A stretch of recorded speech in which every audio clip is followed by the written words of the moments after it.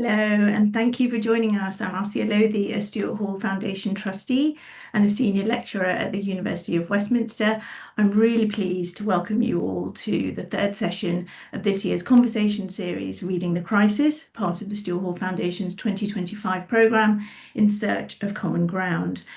Marking our 10th anniversary, this year's programme has considered the role of difference in broadening, but ultimately bringing together social justice movements today. We want to forge common ground in order to deepen progressive solidarities and to build a collective politics against the consolidation of right-wing forces around the globe.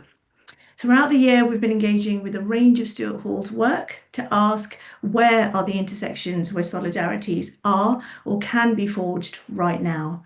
In this moment, when, I'm still having to say it, when the West continues still to make polite noises about the violent campaign of erasure enacted against Palestinians. This moment when authoritarian crusades tilt against windmills and assault civic and educational institutions, legal and ethical frameworks, truth and truth-telling. This moment of imagined defence threats, of scaremongering, of new eras of capital and empire building, both in the grounded realities of our everyday life and in the clouded out infrastructures of our algorithmic world. Reading the Crisis drills down into the histories of some of the many crises we face, as well as the tools and strategies we need to meet them head on. We springboard, of course, off the work of British Jamaican critic and theorist Stuart Hall to help us think through our social, cultural and political formations. In today's conversation, we'll be hearing shortly from two dynamic thinkers, Keeanga-Yamahtta Taylor and Gary Younge, as they discuss Hall's extended conversation with the African-American feminist Bell Hooks, published in 2017 as Uncut Funk, a Contemplative Dialogue. We hope you were able to read the introduction to this fascinating text and that you'll share in the conversation and put forward your questions. Our speakers, who I'll introduce very shortly, as always, will be in dialogue for about 45 minutes, and then we'll turn to your questions in the second half. So do, of course, please submit your questions or comments using the Q&A box at any point during the event, and we'll try to get to as many as we can. And a reminder that automated live captions are available. Just click the CC button in the Zoom bar. So without further delay, I'd like to welcome our guests. Keeanga-Yamahtta Taylor is a professor in the Department of African American Studies, at Princeton University. She is the author of Race for Profit, How Banks and the Real Estate Industry Undermined Black Home Ownership, a finalist for the Pulitzer Prize in History. She's also the editor of the volume How We Get Free, Black Feminism and the Combahee River Collective. I've made sure to try to say that properly, which won the Lambda Literary Award for LGBTQ nonfiction. Keeanga writes on race and politics, on Black social movements, organising, and much more. She's a recipient of the Guggenheim Fellowship, the MacArthur Foundation's Genius Fellowship, and she's a contributing writer for The New Yorker magazine.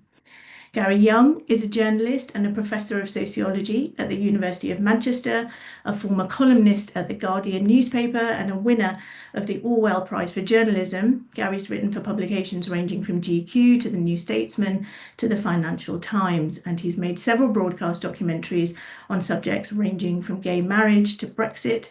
Gary is the author of 7 books, I think, including Dispatches from the Diaspora, From Nelson Mandela to Black Lives Matter, Stranger in a Strange Land, Encounters in the Disunited States, and most recently, Pigeonholed, Creative Freedom as an Act of Resistance. So welcome to you both. It's great to have you here. Keeanga, if it's okay, I'd like to begin with you by asking really just for your initial thoughts on the practice of dialogue in this book, of disagreement and of finding consensus, perhaps as undertaken by Hall and Hooks. It's obviously a transcription of an actual conversation they had in a hotel many years earlier in London, I think in 1996. And it's an interesting model, isn't it? There's lots I'm sure we'll go into, but there's obviously on the sort of broadest level, there's a lot of obvious parallels with you and Gary, given your location as an American writer and theorist, one who writes on feminism, and there's Gary's position as a British writer and thinker. Is it a model that you aim to replicate or you think should be replicated in some way? Well, first, let me say thanks for the invitation to join you in this transatlantic conversation. I think, there are several things that come to mind. One, that I don't think is unimportant is that this was a conversation that was had almost 30 years ago. And in that time span, what has happened to transform our ability to dialogue or have conversation in the way that Hooks and Stuart Hall undertook in doing this. And I think about the ways that our culture has so substantively changed in those 3 decades, and how, in many ways, I mean, and this just might be an expression of American life, but uh, in many ways, it feels like our culture has shifted in ways to dissuade talking, to dissuade conversation. One of the things that, struck me as I was reading this was on a couple of occasions, Bell Hooks talked about being on the phone with someone. And it's been a long time since I was on the phone with someone. In fact, I regularly never answer my phone. I wait to see if there is a message. I wait to see if there's a text. In fact, Gary Young might be one of the only 2 or 3 people I will actually answer my phone to speak to. So um, that, I think about that in terms of how conversation has been complicated. The kind of um, uh, the way that we rely on texting as a form of communication. I think the way that even political conversation and debate is mediated through social media platforms. The quickness with which we block people on these platforms or just even mute them, which in some ways is even more humiliating. Having someone talk without the capacity to actually hear them, without them knowing that, they have been blocked. And so I think about this in terms of how other features of maybe, and this is again from my position in the United States, the culture of the left, I think has contributed to, uh, at least in the United States, to a reluctance to dialogue, a reluctance to talk because of a dynamic of intense moralism that accompanies many of these conversations. That if there is debate, if there is tension, that a lot of times it's not mediated through politics, but is mediated through personalisms. That that there is either something wrong with you that has led you to a different set of conclusions that I have, and a kind of underlying hostility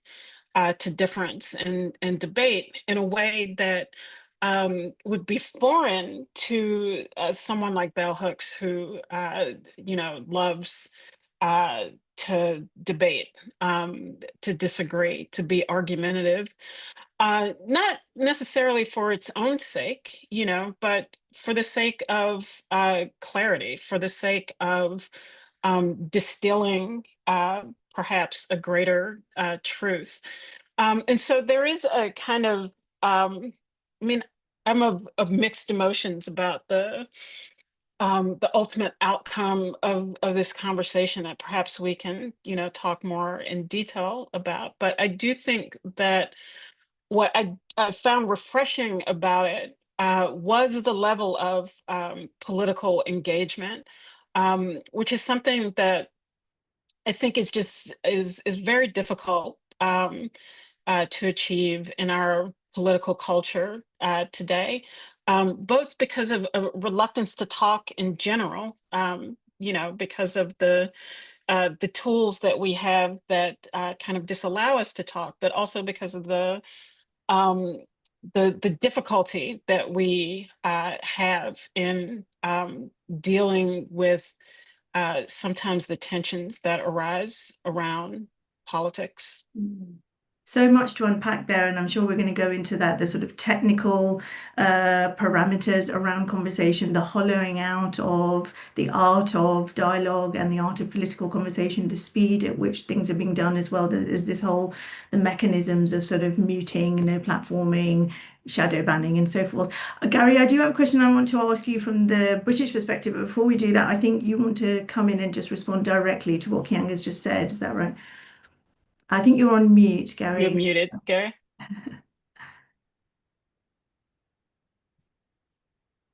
And welcome anyway. It's good to hear from you. Oh, You're still muted. Okay. I'll come back in a minute, I think.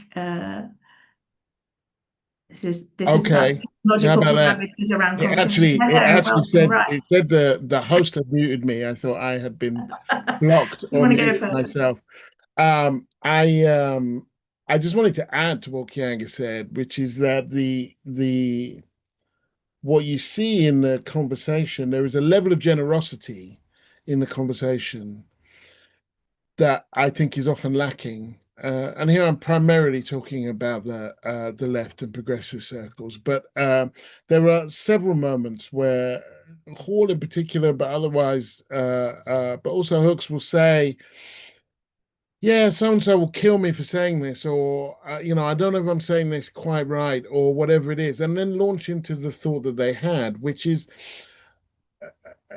often quite difficult now. That the kind of parameters for being curious, for making small mistakes, particularly mistakes of a kind of a naming kind. We don't call it that anymore. We call it this, and then holding you up to account, a kind of often a narcissism of small differences that undermines any chance of a kind of honest conversation. And that is also true because it's paradoxical given what we're doing now, but that everything is public. Everything is public, everything's recorded. Um, and so your space, the space to be candid, Mm, uh, unscripted, and obviously not offensive. That's not what I'm after, but to be candid and unscripted, to be curious, to talk things through. That that space is severely limited now in a way that it wasn't that it wasn't then, which I also I think is Hmm. it Okay. adds to what Keeanga was saying. Hmm. Well, can I just press you a little bit on that in sort of diagnosing perhaps some of the reasons for why we've ended up here? I mean, I've just wanted to sort of locate Hall, which I think I've done repeatedly throughout this series and last year's series as well, always as possibly as the eminent face, if you like, of 20th century Black British intellectualism, not least because of his sort of media presence in Britain. But he talks a little bit here with Hooks about the pressures on him, which could be seen in a patriarchal way, in a founding father kind of way. And I wondered how much was that around when one occupies a space in sort of elitist spaces, which I know you're writing about. How much of that is about other pressures on the left or other pressures on intellectualism, and is it coming from within? How much is we've done it to ourselves, and is that around other types of politics, which we're going to talk about on the left? Um, it's muting. No, I you're think not that muted. I think that um, particularly racially, but also on the left, where there are where we are underrepresented, where Black intellectuals or left intellectuals are underrepresented, then one is often called upon to be a spokesperson. In the past, white people had MPs and Black people had community leaders, and this is a version of that kind of community. Be our griot, explain to us what they are saying and thinking, and that there are some people who run willingly into that space. that they want to occupy that space. And much like Hall, who says, I kind of really don't want to do that, it is that kind of, I feel when nobody elected me, I'm not literally democratically accountable to anybody. But I do feel a responsibility. James Baldwin called the burden of responsibility, and I do feel accountable to something. I mean, this community I'm not accountable for did also produce me, and I have ties to it.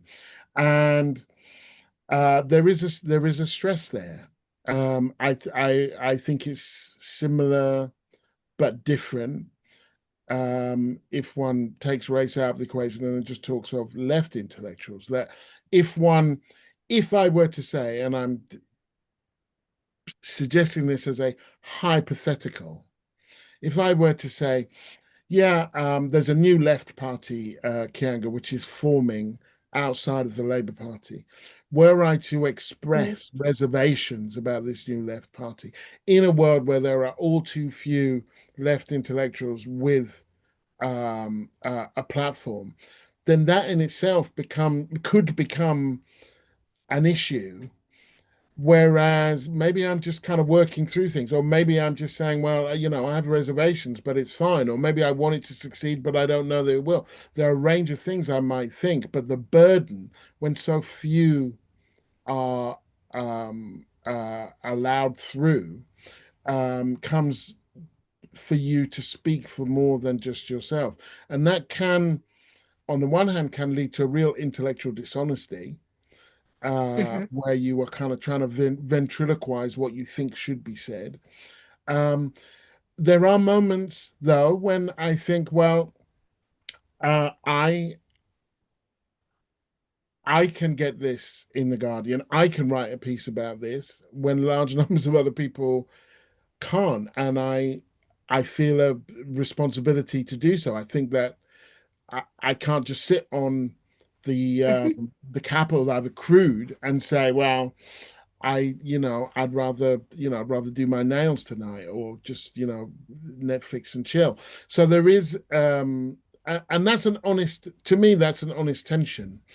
And it's a particularly acute tension in this moment, I feel, with all the things that you mentioned before, the rise in authoritarianism, the extreme right, the attacks on Black and brown people, the erosion of our rights, to think through, well, what is our role as intellectuals, as academics, and then particularly as Black intellectuals and as academics who consider themselves progressive? What do we do? Not what do we do in the most banal sense, which demonstration do we go on, which placard do we, but what is our role? What is our function? How do we best, most effectively intervene? Where do we have the authority, moral or intellectual or otherwise, to intervene? And I feel that quite acutely at the moment. I don't know about you, Keeanga, whether you feel that. Yeah, I mean, let me just say, because I wanted to say one thing about where some of this culture comes from, in terms of what Gary is talking about, the difficulty, and that I raised initially, the difficulty of having some of these conversations because of the way that everything you say feels like it's being parsed over. And that often, this friend of mine who studies the right. I mean, I found this to be quite interesting. He went to has been working on, had been working on a book about the growth of the kind of young right, the people of color, Black and Latino people in the US who have been attracted to Trump's ideas, young people in particular. And, you know, he went to a conference of the right. But this friend of mine who does research on the right and young people of color, young men in particular, who are attracted to them, talked about how welcoming this conference was, and that um, you know, the atmosphere was one of uh, collaboration, of conversation, of connection. And, you know, he and I and others were talking about how, you know, sometimes, not always, but sometimes um, when you go into a left space, you often feel like instead of welcoming and, you know, searching for a connection, that people are looking to parse through everything that you have to say to find the thing that you don't agree on, or to find the thing that is wrong, and to get hung up on that. Now, where does that come from? To me, in some ways, I get that. I think that when you are in a position of powerlessness, that the one thing that you can control is the environment that you're in. You can control the people around you. And to me, in some parts, in some ways, this is an expression of that. It's really an expression of the powerlessness of the left and progressives, so that we end up policing ourselves as the only kind of meager expression of power and authority that we do have.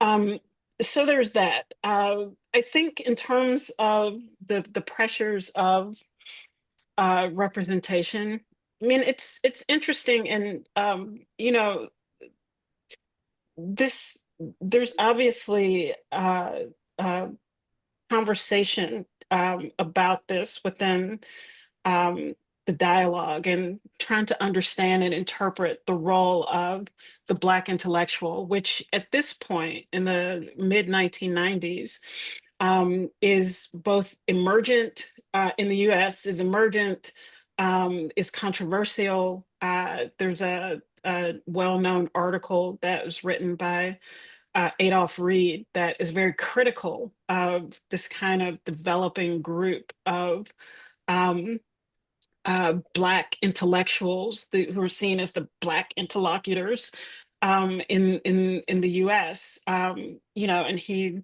writes basically that this is a group of people that aren't particularly attached to anything, but are constantly called upon to represent the Black community, to talk about the Black community. And, you know, I think that there are aspects of, you know, Reed's critique that are acerbic, which is what makes them a Reed critique in many ways.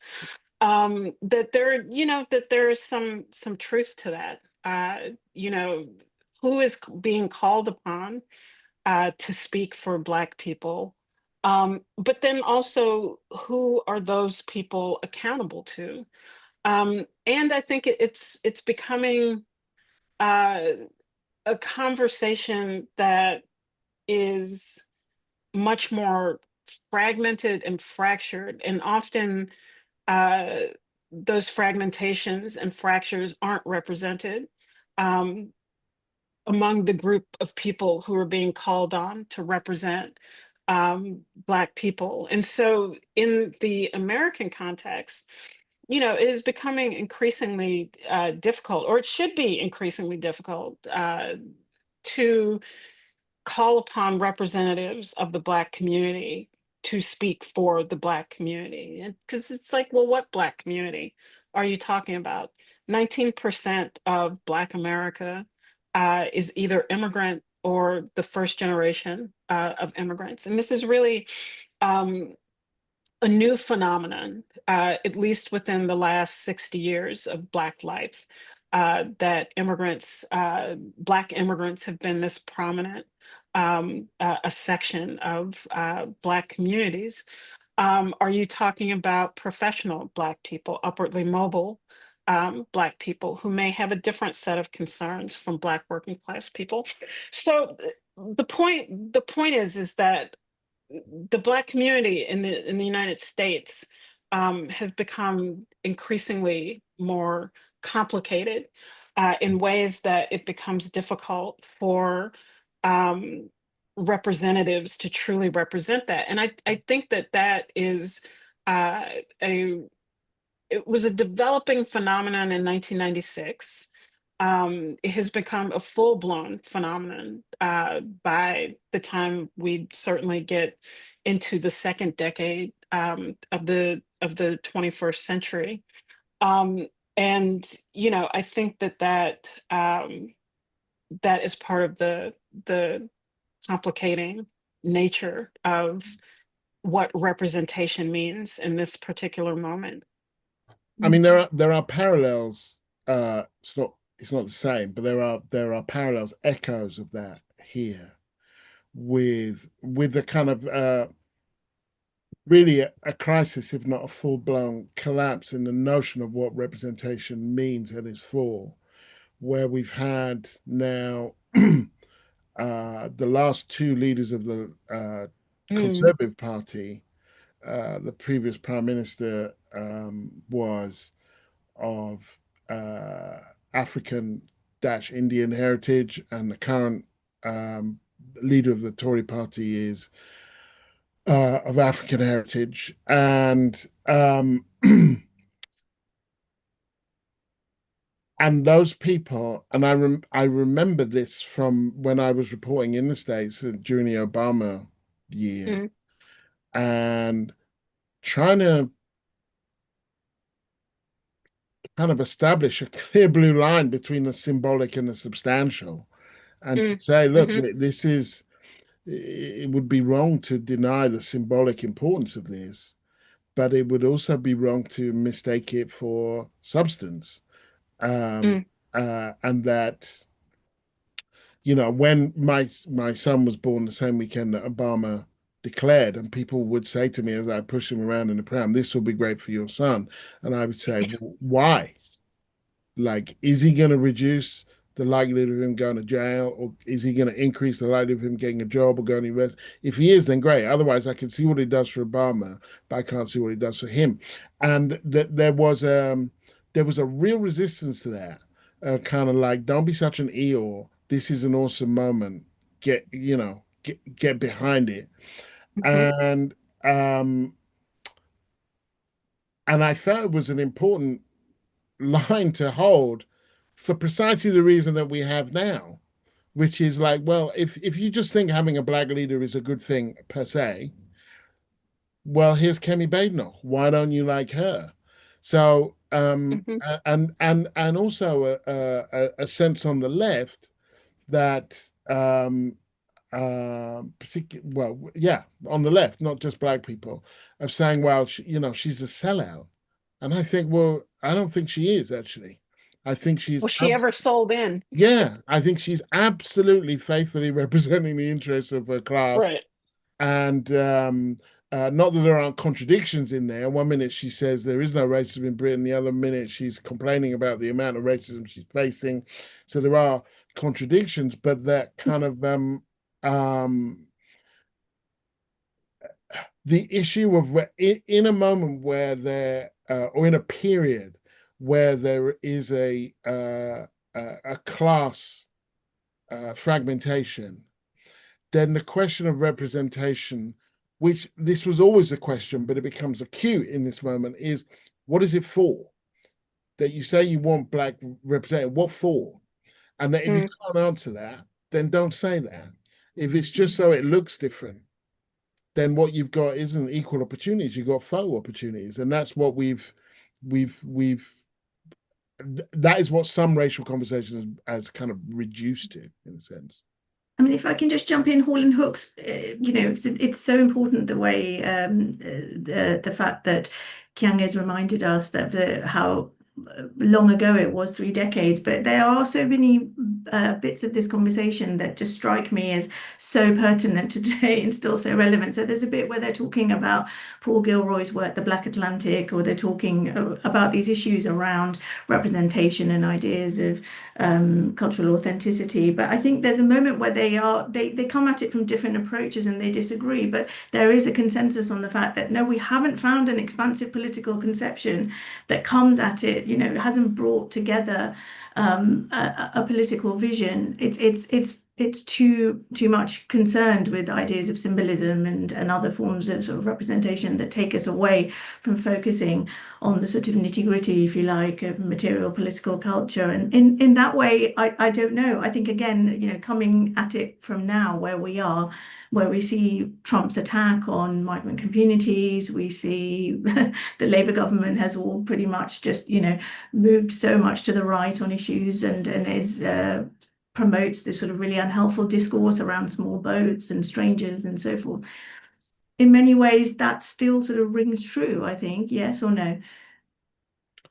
Yeah, I mean, I would say that at least when the problems that both Hall and Hooks were pointing to me, speak to a larger problem of the kind of development or emergence of the particular strains of Black intellectualism that they are looking to outside of any real Black movement.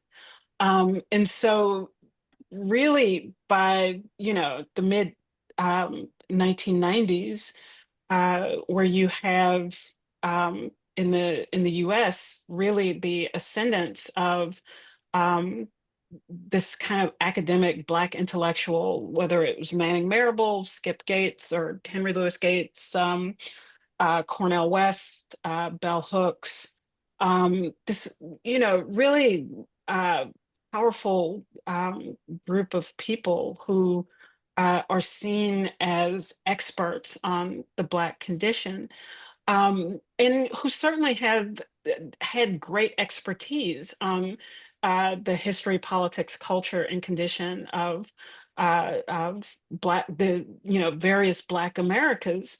But again, what does it mean to for that kind of relationship to develop outside of any real political movement? So that then you get the problems of almost expertise for expertise sake, that is not connected to any particular struggle to transform any of those conditions. And so I think that today, there are different phenomena at work. One is, again, the social media culture that we have allows for all kinds of public spokespeople to develop. It allows for a kind of almost freewheeling public intellectualism, because really anyone with a platform can espouse, whatever they want. And depending on the level of creativity, time, and reach, can actually develop quite a large following, and can be heard. This was one of the kind of perplexing, democratizing effects of social media that made something like the Black Lives Matter movement very distinct and different. And so you have that developing, not like the 90s outside of the context of a social movement, but almost in parallel to Black Lives Matter, which itself is an expression of all of these kind of new perplexing conundrum. So the impact of social media, the questions about not just representation, but political accountability. What kind of movement is this? A movement that eschews leadership, that really distance itself from political responsibility in leadership, and yet then provides a platform for all sorts of people to say, I speak for Black people, I speak for Black women, I speak for Black trans people, I speak for my own kind of subset of the Black community. And so um, these are kind of new developments that go much further than the questions about essentialism and Afrocentrism, but really point to a fragmentation that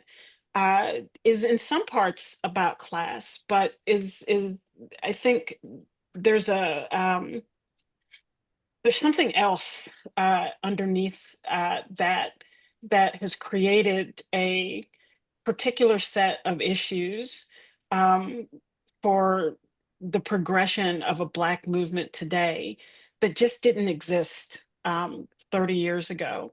And so I think that, you know, some of these questions persist about representation and who speaks for whom.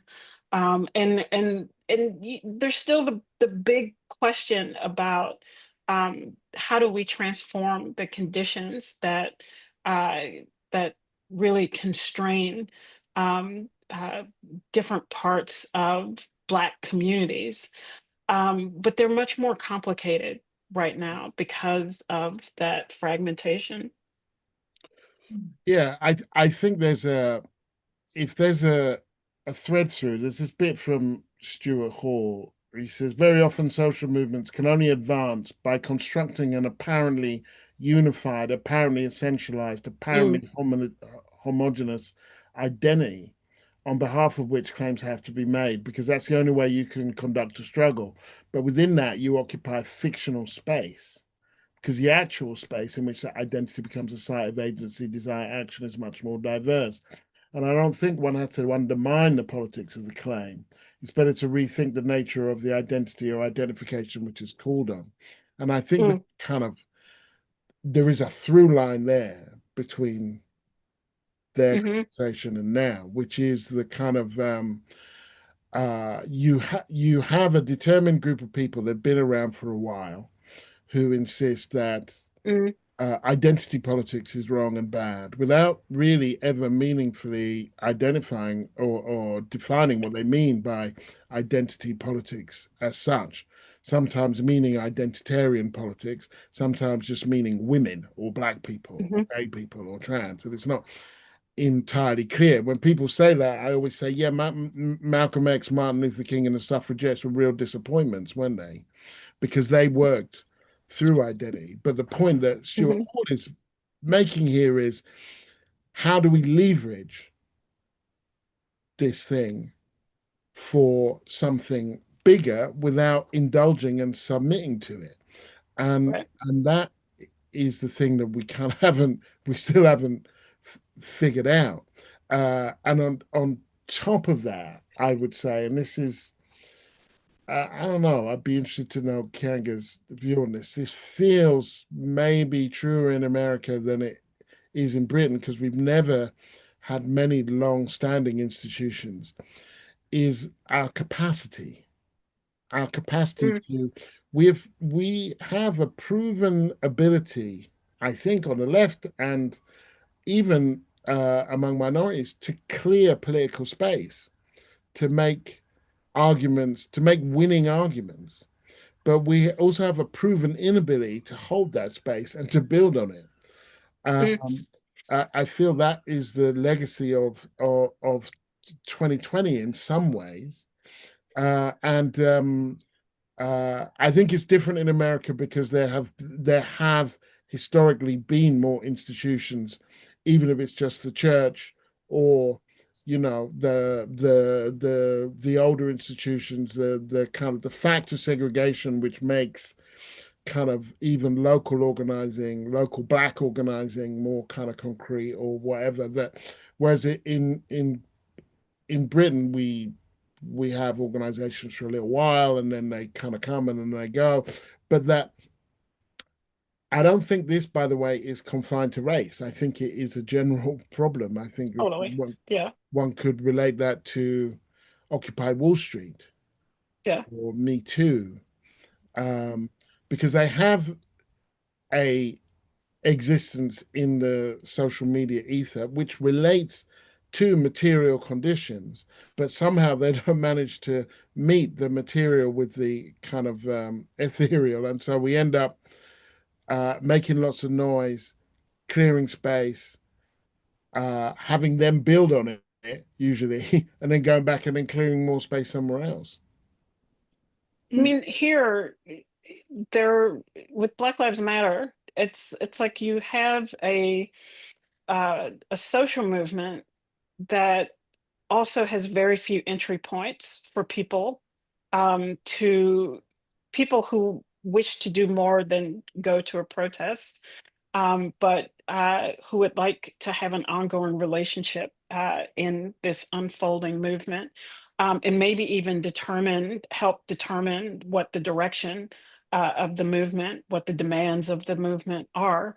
And that was just really difficult. I mean, Black Lives Matter produced a proliferation of very small organizations that many of which were not particularly open, or didn't really know how to open themselves up in a way to absorb um, any significant layer of people who had been drawn into activism. And not to say that that is an easy thing. I think it's a very complicated thing to do. But one of the things that struck me about the conversation with Hall and Hooks that relates to this is really the absence. And I don't know enough about the British context to talk about this with in reference to Stuart Hall, but to me, it's part of the problem with the Black intellectual model. But with Bell Hooks, there's almost no engagement with this question about organization. In fact, there is a kind of reversion, and I think that she and Hall recognize this, into the self. And so at one point, Hooks, that they're talking about the defeat of the movements and what happens with that defeat. And for Bell Hooks, it's an invitation for introspection. It's an invitation to, quote, go to the couch. And while I do think that there is something to be, it's not my favorite place to go, but I think there is something to be said about this. And Eddie Glaude, who's a colleague of mine, who wrote a book about James Baldwin a few years ago called Begin Again. Um, he wrote something about Baldwin and Baldwin's observation that, as someone who's been who had been a long time organizer and involved with all sorts of campaigns. I hadn't given much thought to this, but what Glaude talks about, Baldwin's observation that there is some aspect of ourselves that we have to change in order to change the things around us. Do you know, like we can't just be completely fixated on how we transform the material conditions without any real thought, let alone conversation about how we actually change ourselves. And there's a Marxist sleight of hand where we can talk about, changing the conditions allows us to change ourselves. But there is a way in which this, I think, is what Hooks is trying to get at.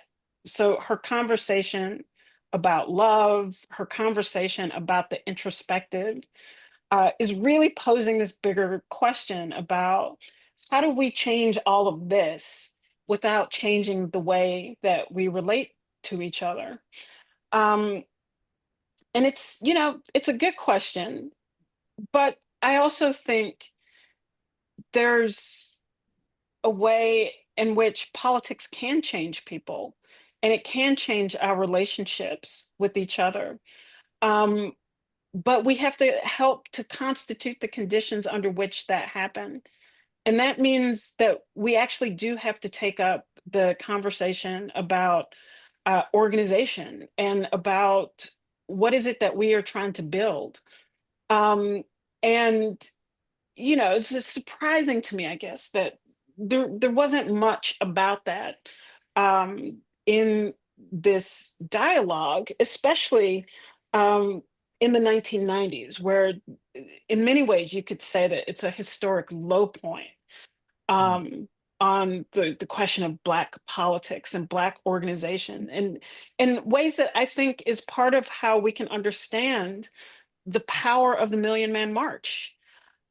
Is because the Nation of Islam, even in its broken, fractured, largely marginal state to Black politics, did represent some kind of organization, some vehicle by which the aims of, not necessarily Farrakhan's aims, but the aims of unity and community could be achieved. And so, of course, I was certainly politically active in 1996 during the Million Man March, and I had a C-scroll full of critiques of Farrakhan and the march. But one thing I do remember is the power of seeing that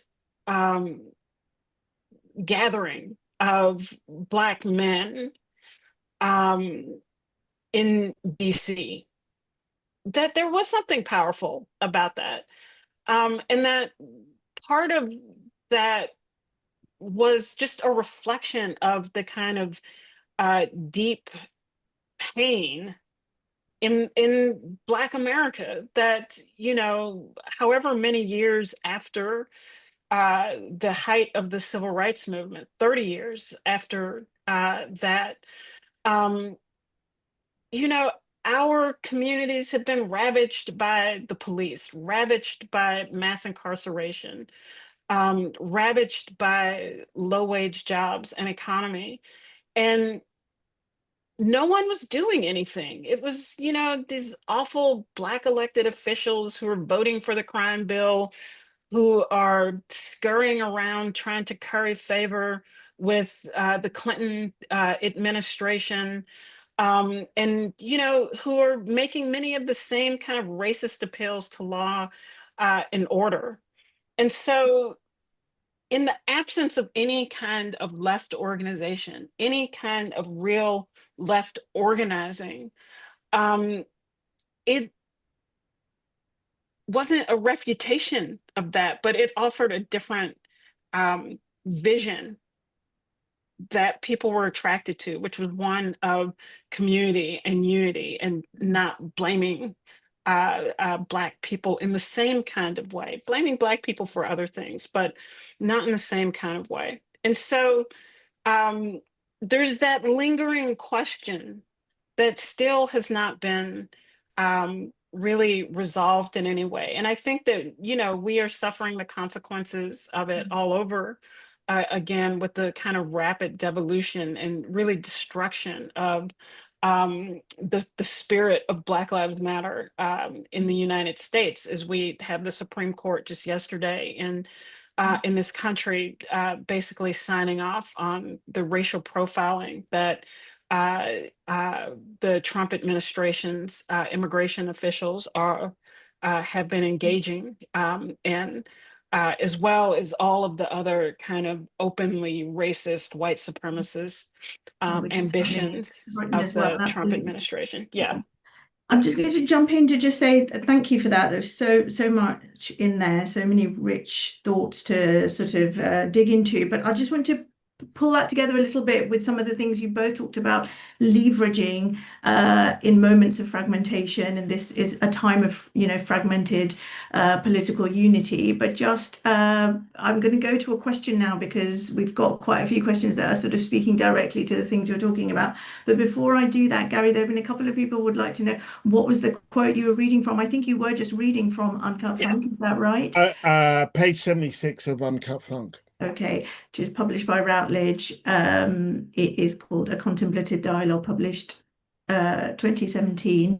We'll put all the details on the website. Okay, I'm just going to jump to this question here from anonymous attendee saying, bearing in mind what you've just said, Keeanga, I was wondering if you had any thoughts on how we might individually and collectively frame our conversations with others generously in a time where it isn't very popular or fashionable to do so. Is there a limit to how far we should extend our generosity within our conversations? I guess that's within the left, within Black communities, within, you know, the wider community, or whether they take place inside of our communities or outside of them. So either of you, if you would like to jump in there, because I think we've diagnosed quite a lot of the problems, but I suppose people who from all different sort of positions, from working inside academia, working as activists, as organizers, and so forth, or just working in everyday contexts. How do we actually sort of practice, you know, this sort of ethics of generosity, if you like, if that's a way, and try to convert that into leveraging something? Because the way I was hearing it, Keeanga, you're saying that possibly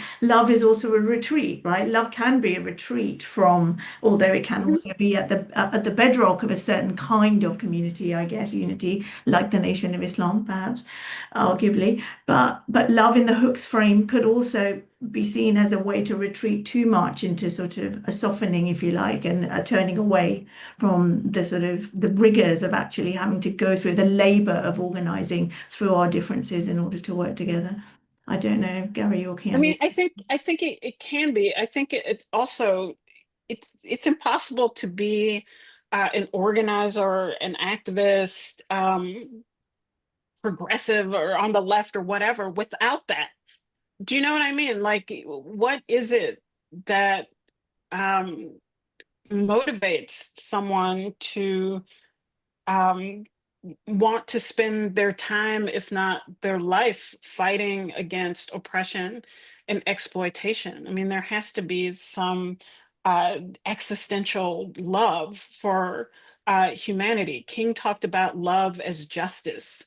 And so in that, you know, in that sense, it's a powerful call to action. I was referring to me the context within which um, Hooks is bringing up the need to be introspective, also happens to coincide with this kind of low point of Black activism, and also at a high point of a kind of neoliberal reactionary attack on Black life in the U.S. It's 2 years after the 1994 crime bill is signed in the United States. It's the same year as Bill Clinton, his championed Effective Death Penalty Act is signed, and it's the same year as the anti-welfare bill, the bill that ended welfare as an entitlement of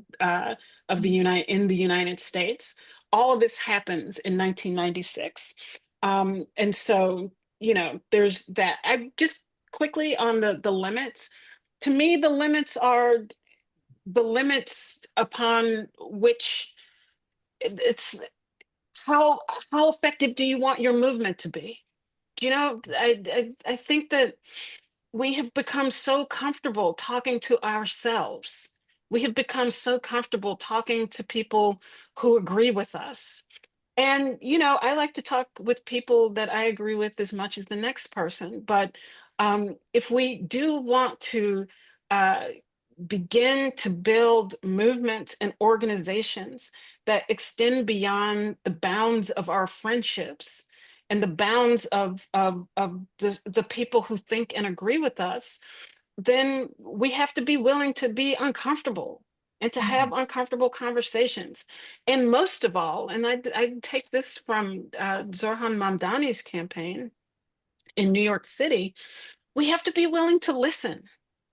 And that, that is not, as a kind of long-standing person, who's been on the left in the U.S., that's not necessarily a characteristic that we always embrace, is the ability to stop talking and listen when there's a nice, juicy, wrong argument there to correct. The policing of the sort of, the purity politics and so forth. Gary, I'm going to bring you here then. Are you agreeing or are you disagreeing here? Well, yeah, I mean, I'm agreeing. I would add that kind of, I mean, one way to think about these things is that you can seek points of connection or you can seek points of difference. You can seek them out.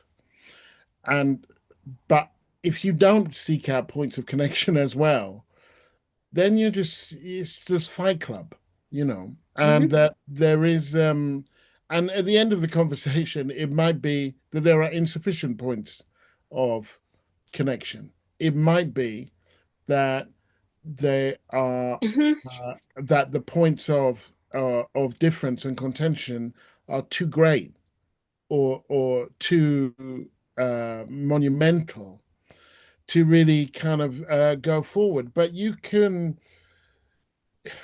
very few conversations that start with "you're a racist and I want to convince you why you shouldn't be" end well.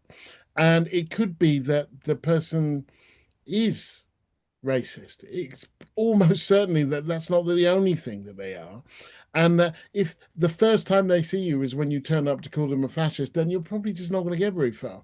Now, I'm not saying have tea parties with the extreme right, but I do think that, yeah, you start by kind of trying to see if and what you have in common. And the other thing is to kind of just to lay down your purity tests for a while. So this new party that is coming into being, Keeanga, which does not have a name yet, does not. They're calling it Your Party, and they're saying, well, we're going to, and Jeremy Corbyn is involved, and another young MP, Zara Sultana.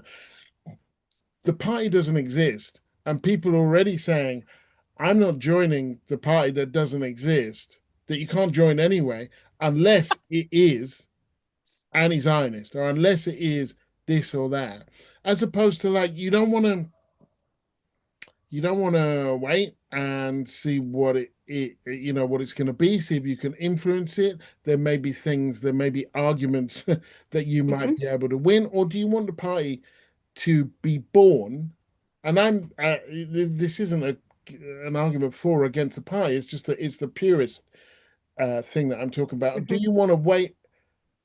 Do you want to kill it before it's born, or do you want to see if you can mold it? And there are some people who would rather feel right and be small, and they are no use to us in this moment. They are worse than no use, actually, because we got fascists knocking at the door. It's true. There was a great quote when Le Pen came second to Chirac in I think like 2002, something like that, and a guy who was a communist was going to vote for Jacques Chirac, who was a conservative, and he said, when your house is on fire, you don't check and see if the water's clean or dirty, you just throw the water on the fire. And that there is a kind of level of maturity in there that we are not seeing in this crucial moment. I suppose the worry, I've just played devil's advocate here, is that perhaps people feel, going back to this question of the leverage, yes, and why are we not leveraged a breakthrough, if you like, into change, longer lasting political change, meaningful political changes, that some people might argue that, it's about the co-option, it's about when, to use the title of a book, elite capture, or when corporate interest, perhaps nowadays, or with other sort of, when institutions take up your ideas and take up your momentum, and either, you know, give you material resources in order to channel them into certain ways, or also just co-opt your ideology. So that's always the sort of that's a line that everybody is negotiating on a daily basis, aren't they? But I just put that forward because I think that some of the people, some of these comments, there aren't always questions here, but some of the audience members are just putting forward lots of really thoughtful comments, drawing on their own experiences, which sort of speak to this, I think. So Shola Adenakin, sorry, I hope I've said that correctly. Could it be that due to the Eurocentric nature of academia, in which many Black intellectuals have passed through, we've lost our ability to have meaningful conversations with those outside of academia? I mean, conversations that are organic and continuous, which is a way of building concrete platforms to transform the material conditions you're all speaking about. Nadia says Keeanga's point about the absence of a focus and organising in Hooks's work is an important one. The need to repair and heal oneself has to be made with a sense of the collective. I find this an ongoing thread in the work I do.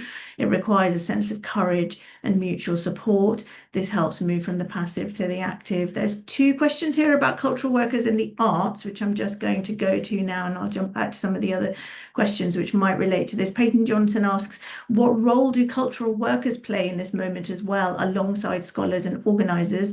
I lead a discussion series that focuses on these 3 groups and wrestle with this thought all the time. And then another question relatedly, anonymous attendee asks, what, if any, do you believe is the role of the arts, visual arts, theatre and literature in particular? Would either of you like to comment on that at this point? Well, I mean, I think it has a huge role. The arts have a huge role, and cultural practitioners do, because it's about building a narrative and an imagination as to whom and what we might be. And I don't know if this is particularly Britain. My guess would be that America, this is true for America in a different way, but that the dislocation from our history, particularly our colonial history, the stories that are told.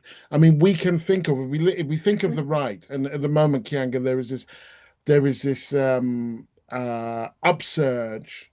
It's difficult to tell quite how big it is because it's heavily mediated, of people hanging flags everywhere. Union Jacks, which is the UK flag, and the English flag, and now the Scottish Why? flag. I saw the well. I mean, it's a curious thing.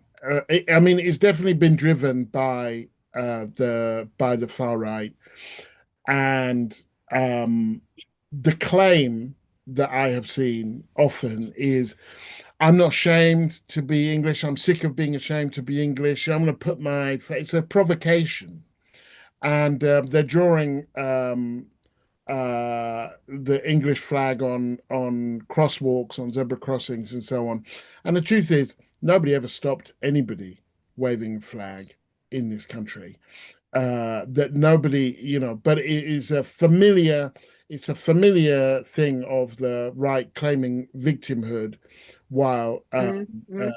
exercising extreme provocation. Many of these flags are being waved in Mm-hmm. attacks on asylum seekers hostels and mosques and so on. But you can look at that as a major cultural project, actually, if you like. And if and so we have to kind of be asking ourselves, well, what's our project?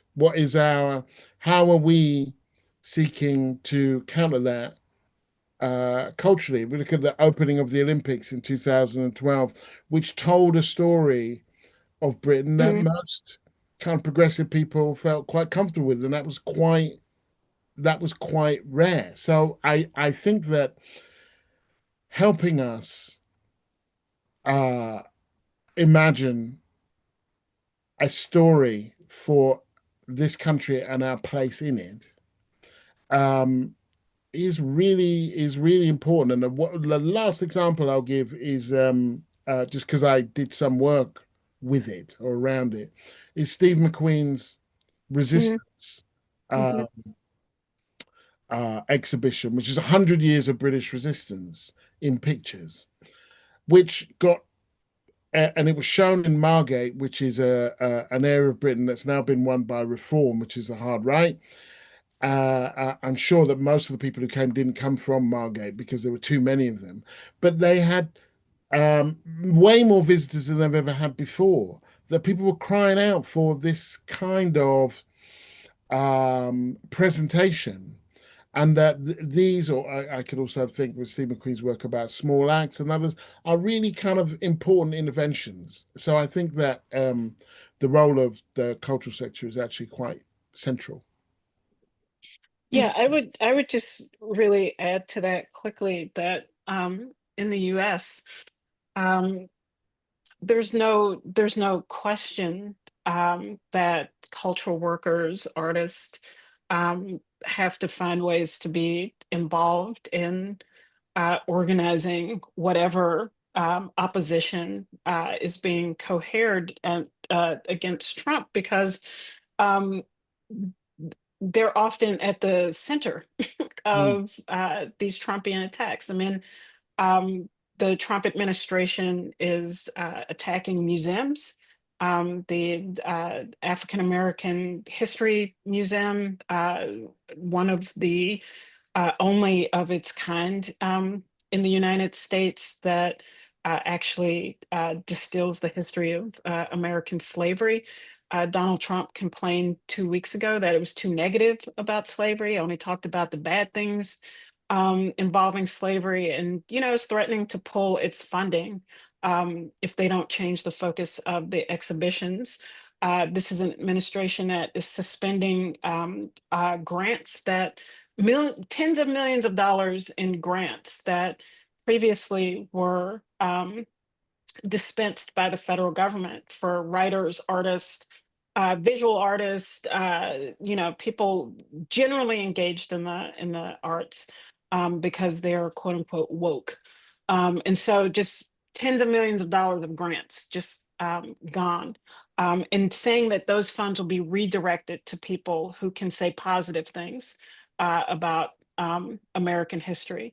And this is on top of what has now been, 2 or 3 years of book bans, of efforts to really change what is taught in schools in the United States about the history of the United States, the very kind of visceral attacks on colleges and universities right now, particularly when there's any programming that mentions diversity.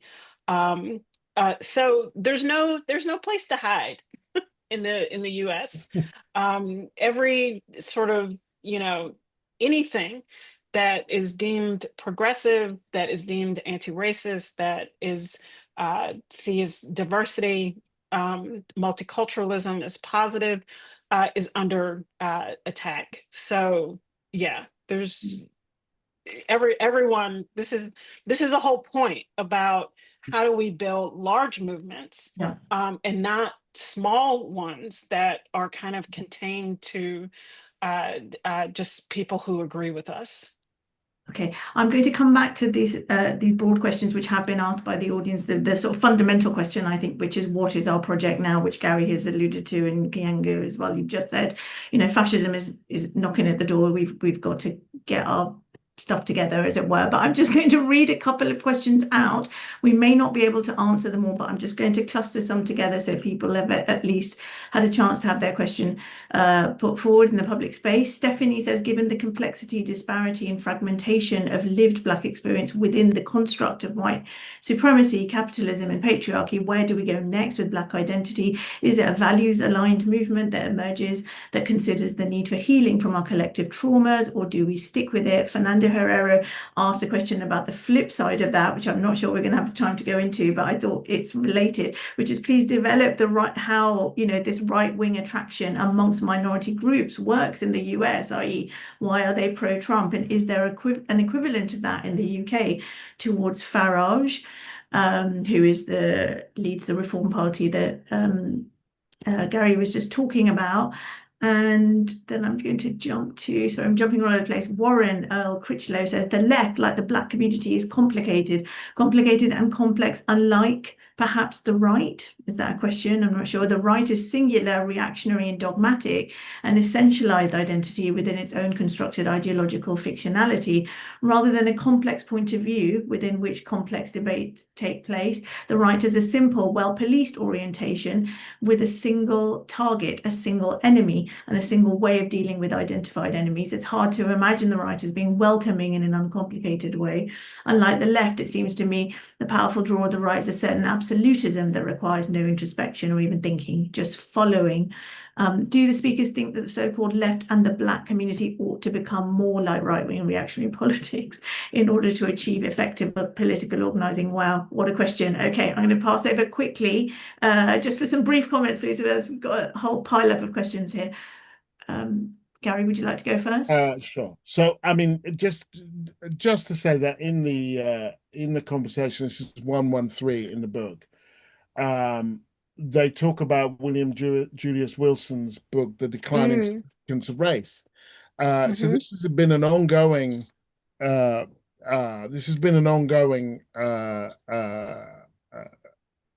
evolving situation. I interviewed Angela Davis, I think in 2007, and she was saying, I'm not even sure we can talk about a Black community anymore. And that's not the basis from which, I'm paraphrasing, I necessarily see progressive politics coming from. And this speaks to something that Stuart was particularly really brilliant at, which was maintaining an intellectual engagement in motion. That kind of, that's what the Great Moving Right show was about. It was about saying, it was using his intellectual capacities in the conjuncture, in the moment that you were, to kind of understand the particular context. So in this case, particularly, say in Britain, trying to make the distinction between xenophobia and racism before actually kind of insisting on the ways in which they overlap, because that helps us understand why there might be some people from minorities who are involved in right-wing politics because they're not migrants, and that is their kind of essential kind of understanding. But what this demands, which I'm not going to talk smack about academics because I'm barely an academic myself, having only been like a professor for 5 years, but that versatility of thought and application, which I think certainly the left finds difficult, I think. And the last thing I would say is I think actually the right is as complex as the left, actually. I think there are competing narratives in there. There are different people wanting different things. There are fissures which we could well exploit, just as they have exploited fissures in the left. So I don't think they're that. I don't think they're simple and we're complicated. I think they're winning and we're losing. Keeanga, would you Yeah, like I think that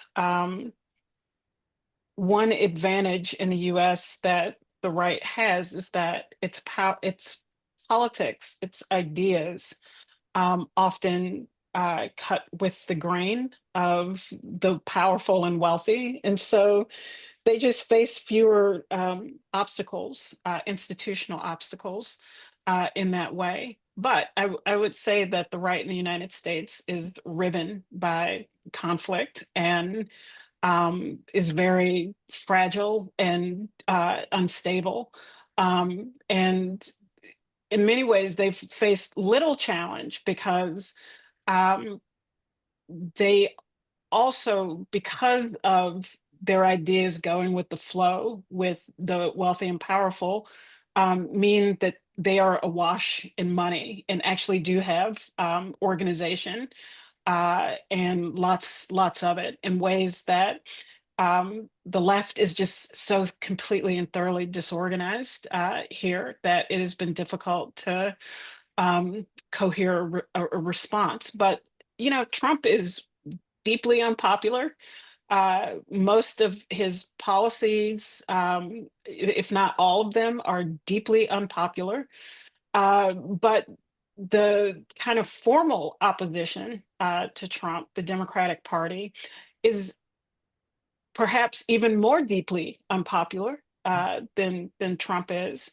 And because the Democratic Party for so long has tried to um, play the role of having a very large tent, that it's trying to congeal vastly different politics and ideas in such a way that it has rendered itself incoherent. And it is not able to offer any kind of real substantive opposition to Trump right now. So it creates the impression that everyone's just going along to get along, but that's not true. And just the last thing that I will say, and again from an American context, is that this idea about a Black community just doesn't make sense any longer. It doesn't mean that there aren't Black people who um, have allegiances and connections to each other and all the rest of that. But the idea that there is a kind of Black community organized around a Black agenda just doesn't make sense in real politics. You have different groups of people who have different interests that often put themselves in conflict with each other. I mean, Washington, D.C. is a perfect example of this. Washington, D.C. has a Black woman who is the mayor of the city, a mostly Black city council, which is the local governing body. And, the Black woman who's mayor, who's a registered Democrat, has welcomed Trump's siege, has thanked him for helping them, clean up the streets of Washington, D.C. And in doing so has effectively given cover to the racism of Trump, who said that everyone who's been arrested in Washington, D.C. was a born criminal, would be a criminal for their entire lives. Almost 90% of the people who have been arrested are Black.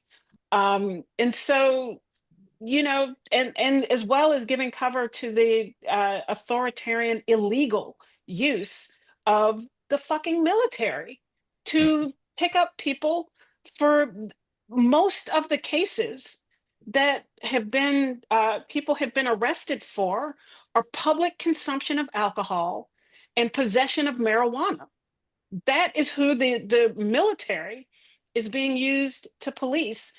And this woman who is the mayor has signed off on this. So, the idea that there is some kind of united Black agenda or community, I mean, it doesn't even stand the test of Washington, D.C., let alone, the Black governor of Maryland, which is right next door to Washington, D.C., has said in order to keep Trump and the military out of the streets of Baltimore, we're going to have our own surge of police go through poor and working class Black communities to arrest people. And so really, we have to begin to deal with the complexities of Black politics. And really, Black Lives Matter in the US could help uncover and expose the degree to which racism dictates and constrains Black life. But a Black only movement does not have the capacity to transform those conditions.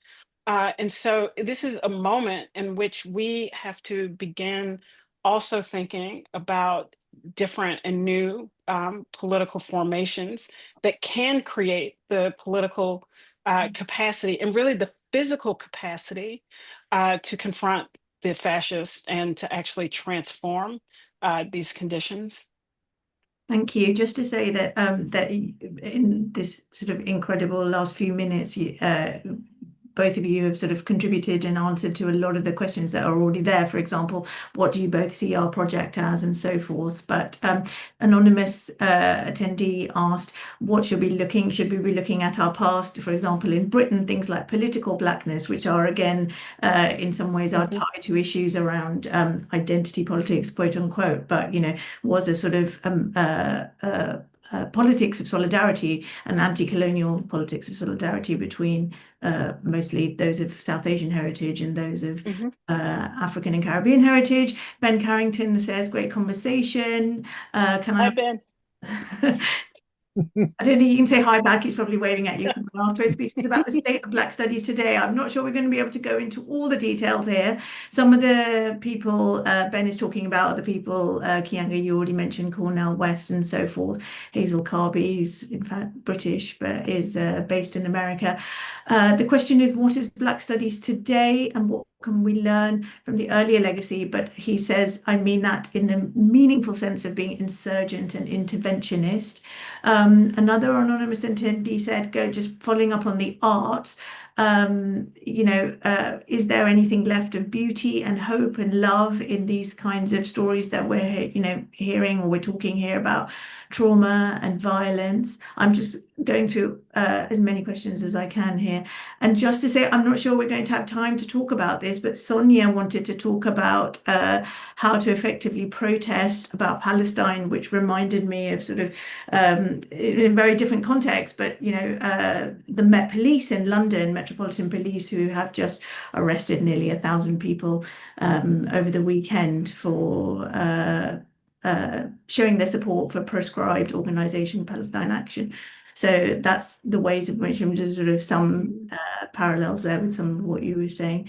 Are any of these questions, are we able to just touch on them very, very briefly in about 7 minutes or a bit less? Anybody want to have a go? Keeanga? Yeah,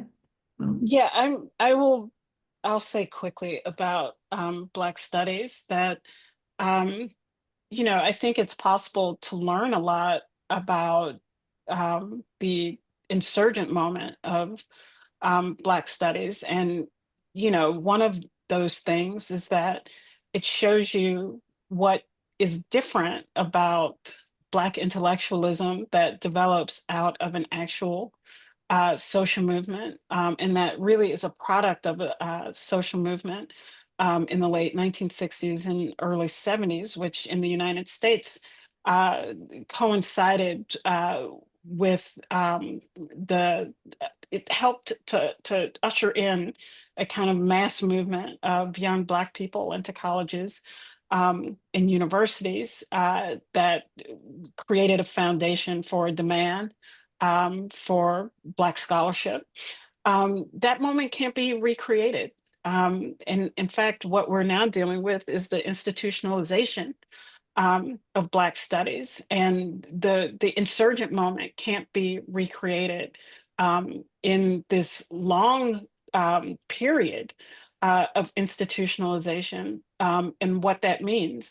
I do think that institutionalization exists in some places, and in other places, it doesn't. And so what we're faced with now is a kind of backlash against Black studies and ethnic studies that has the potential to create struggle, but I think is very complicated in this moment because of the institutionalization and what that has done to people, many people connected to Black studies, in creating many more barriers to struggle than runways. Thank you, Gary. I mean, well, partly moving on from what Keeanga is saying there, that one of the sort of interesting, innovating things about this moment is the degree to which we have been forced to defend things that we were ourselves had a severe critique of, and that we weren't that pleased with ourselves. So DEI was not, Mm, the kind of, black faces in high places mhm, look different but act the same. There were a range of ways, there were a range of problems with the way that diversity, equity, and inclusion was being practiced, and of course, given the broader agenda of what, it's not like they came in with a critique of it, they came in to like destroy any chance of kind of black mhm, advancement and so on and so forth.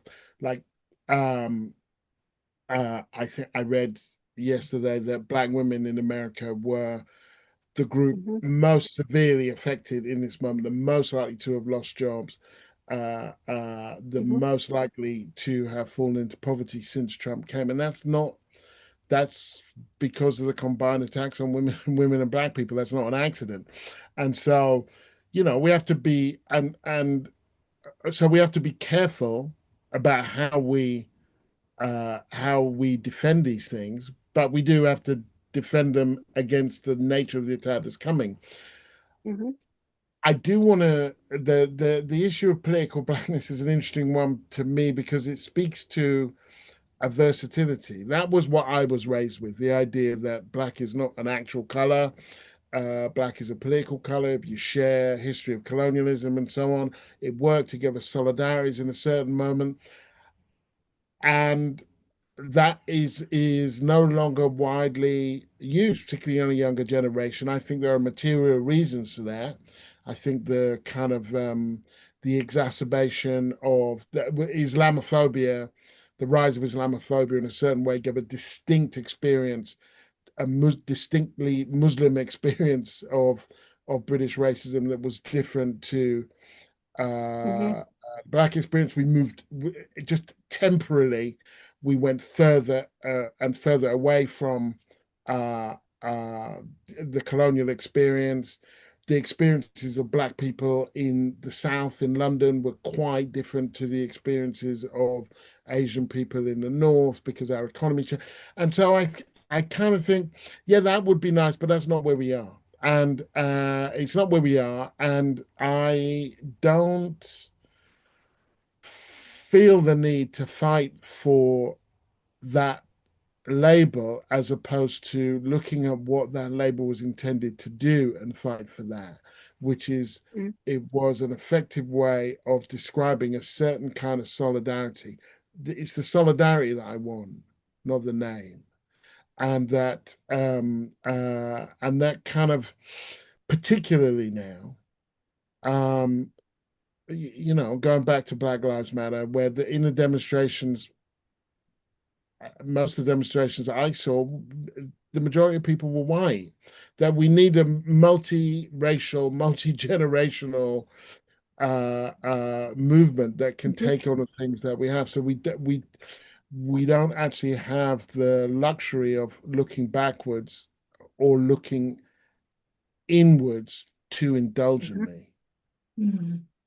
Okay, thank you. On that note, I'm really sorry, but we are going to have to draw today's conversation to a close. There were a few other questions around algorithms, around intersection, and so forth. I'm sorry we couldn't get to everything, but thank you so much to Keeanga and Gary sharing all your insights with us. And time quickly for some other very, very fast thank yous. My thanks to Toba Mean for producing this event. Thanks also to our funders, Comic Relief, the Holic Family Foundation, and the Paul Hamlin Foundation, and to Words of Colour, Pluto Press, Soundings, and Taylor and Francis.